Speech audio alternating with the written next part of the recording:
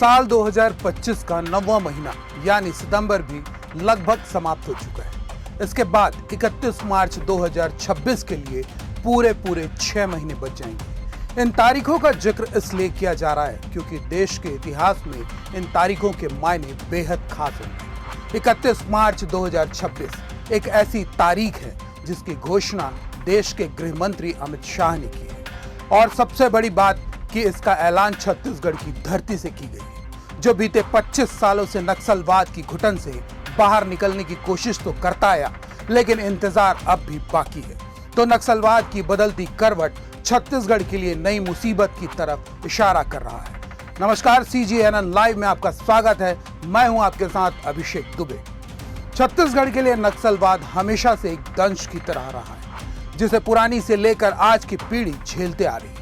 नक्सलवाद से छुटकारा प्रदेश ही नहीं बल्कि पूरा देश चाहता है, जिसके लिए केंद्र की मोदी सरकार ने इंतजाम भी कर दिए हैं और छत्तीसगढ़ में उसका असर भी नजर आ रहा है। पर केंद्र सरकार की इन कोशिशों के समानांतर नक्सलियों ने अपनी नई नीति अपना ली है। क्या है पूरा मसला, जानने के लिए आप हमारे साथ इस वीडियो पर बने रहिएगा, क्योंकि नक्सली अब बस्तर के जंगलों तक सीमित नहीं रह गए हैं, बल्कि अब वे अपनी जड़ें समाज के बीच में फैलाने की जुगत में है। महज दशक भर पहले के परिदृश्य पर नजर डालें तो नक्सली अपनी ताकत, अपना कुनबा, अपनी दहशत, अपना असला और अपनी जड़ें बस्तर के जंगलों में फैलाते थे।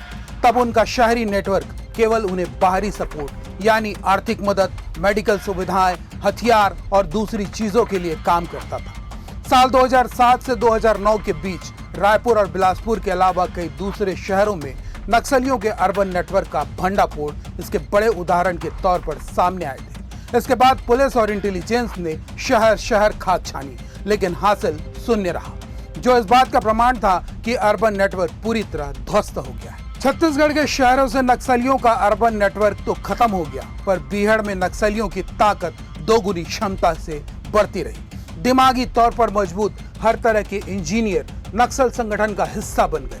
युवाओं की ऐसी फौज तैयार होती चली गई जिन्होंने गुरिल्ला वार में महारत हासिल की।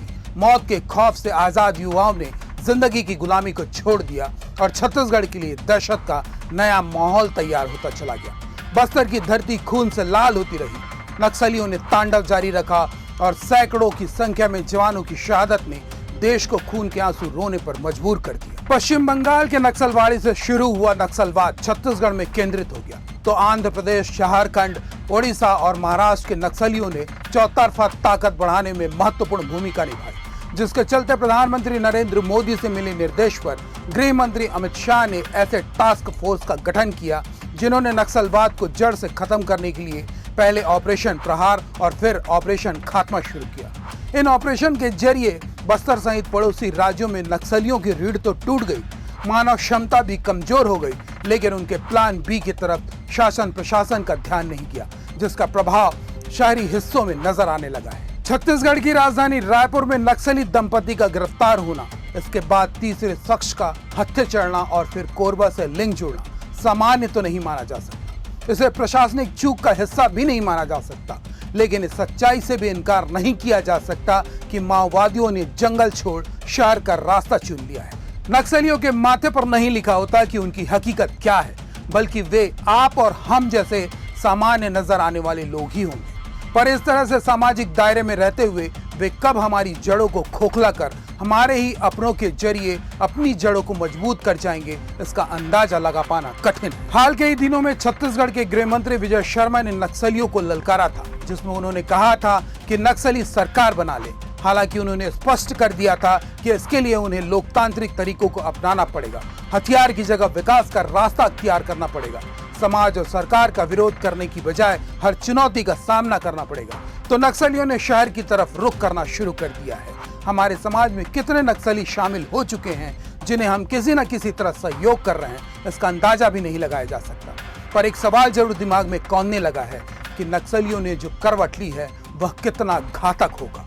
आप अपने जवाब कमेंट बॉक्स पर लिखें, साथ ही चैनल को लाइक, शेयर और सब्सक्राइब भी जरूर कर लीजिएगा। जय माता दी।